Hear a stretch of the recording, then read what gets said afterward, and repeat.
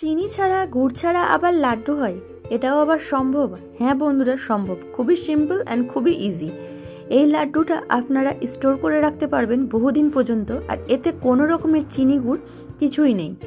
তো এই healthy and tasty লাড্ডুর রেসিপিটা যদি আপনাদের ভালো লাগে অবশ্যই লাইক অ্যান্ড সাবস্ক্রাইব করে দিবেন। তো চলুন তবে শুরু করা যাক। এটা যেহেতু ড্রাই ফ্রুটস দিয়ে হেলদি একটা লাড্ডু, তো এটা বানানোর জন্য অবশ্যই ড্রাই ফ্রুটস লাগবে।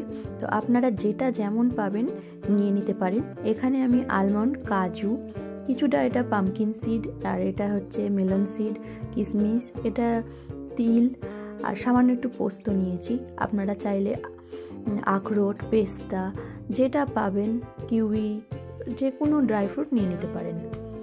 তারপরে আমি নিয়ে নিয়েছি এখানে খেজুরটা আমি ভালো কোয়ালিটির নিয়েছি। খেজুর সবসময় ভালো কোয়ালিটির নেবেন যেন কিচকিচ না করে। আর এটা নিয়ে নিয়েছি গোন্দ।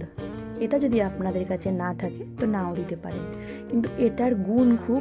এই ঠান্ডার সময় এই গোন্দ খেতে গেলে শরীরে যদি কোনো ব্যথা করে, গা হাত পায়ে ব্যথা, কোমরের ব্যথা, হাঁটুর ব্যথা, তো সেগুলো কমে যায়। আর এই ঠান্ডার সময় খাওয়া খুব উপকার। তো আমি এই কোম্পানিটার খেজুর নিয়েছিলাম। এরকম ভালো খেজুর নেবেন যেন খেজুরটা পরিষ্কার থাকে, আর সেগুলো থেকে বিচিগুলো বের করে নিতে হবে। বের করে সেগুলোকে পারলে ছোট ছোট টুকরো করে নিতে পারেন। এরপরে সামান্য একটু ঘি লাগবে। আমি যেহেতু এখানে গোন্দ নিয়েছি, তো গোন্দটা ফ্রাই করার জন্য 2-3 চামচ আমাকে ঘি নিয়ে নিতে হবে। সেটাই ভাজতে আমার একটু ঘি লাগবে। বাকি ড্রাই ফ্রুটসগুলো আমি সামান্য 1 চামচ ঘি দিয়েই, অল্প অল্প ঘি দিয়ে ভেজে নিব। এই গোন্দটা আমি দিলাম। গোন্দটা দেওয়ার পরে এরকম কম আঁচে ধীরে ধীরে ভেজে নিতে হবে। যখন এরকম পপকর্নের মতন ফুটে উঠবে তখন বুঝে নেবেন যে আপনাদের গোন্দগুলো হয়ে গেছে। হাই ফ্লেমে ভাজতে গেলে ভিতরটা কিন্তু চিটচিট করে, তাই কম ফ্লেমে ভেজে নেবেন। এটাতে আবার আপনারা তিসি, চিয়া সিড এগুলো ব্যবহার করতে পারেন। ভালো করে বেছে পরিষ্কার করে, আর শুকনো খোলায় ওগুলোকে আগে উলিয়ে নেবেন। তেলে না, শুকনো খোলাতে আগে উলিয়ে নেবেন, তারপরে সেটাকে ব্যবহার করবেন।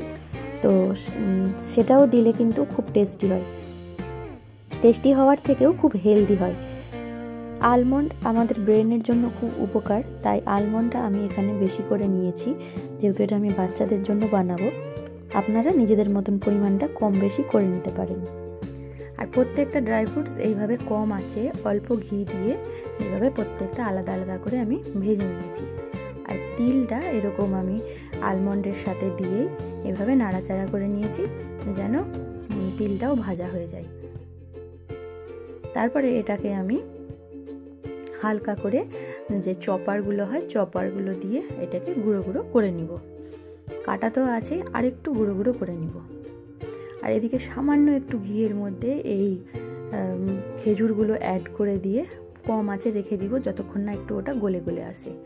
আর এই চপারের মধ্যে আমি প্রথমে এই গোন্দটা দিলাম। গোন্দটা দিয়ে যখন দেখব আমার গোন্দটা গুঁড়ো গুঁড়ো হয়ে গেছে, তারপরে আমি বাকি ড্রাই ফ্রুটসগুলো গুঁড়ো করে নেব।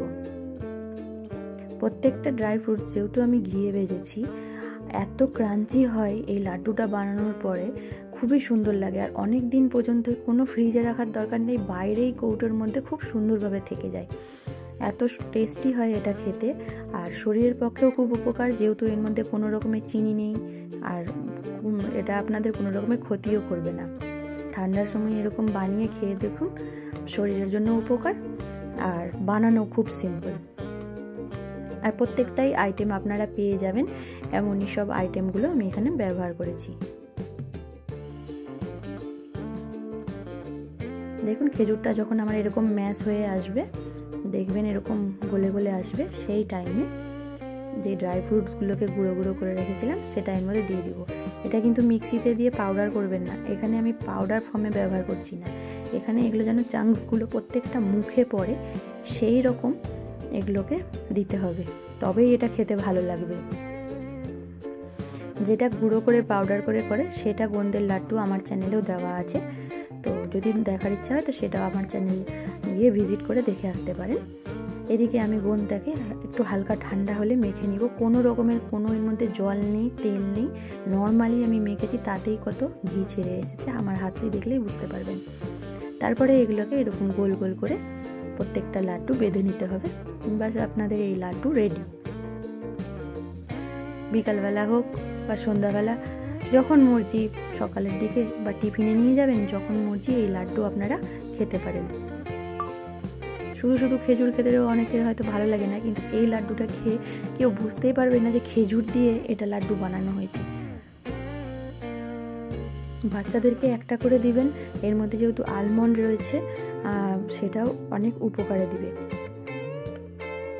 তো আমার এই লাড্ডুগুলো রেডি হয়ে গেছে। ভালো লাগলে অবশ্যই লাইক করবেন, আর এরকম নিত্য নতুন রেসিপি পেতে হলে আমার চ্যানেলটা অবশ্যই সাবস্ক্রাইব করে দেবেন। আমি উপর থেকে এরকম সামান্য একটু পোস্তর দানা ছিটিয়ে দিয়েছিলাম একটু দেখার সৌন্দর্যের জন্য। ইচ্ছা করলে আপনারা দিতে পারেন, না হলে যখন ওটা বাইন্ডিং করা হয় ওই সময়ও পোস্তটা অ্যাড করতে পারেন। আর হ্যাঁ, যদি আপনাদের কাছে গোঁদ না থাকে তাহলে ভয় পাবেন না, শুধুমাত্র ড্রাই ফ্রুটস আর খেজুর দিয়ে এইভাবে বানান তো, আর একবার বানিয়ে আমার সাথে রেসিপিটা শেয়ার করুন যে কেমন লাগলো। আর এইভাবে পাশে থাকার জন্য সকলকে ধন্যবাদ। আবার দেখা হবে নতুন কোনো রেসিপির সঙ্গে, ততক্ষণের জন্য বাই বাই।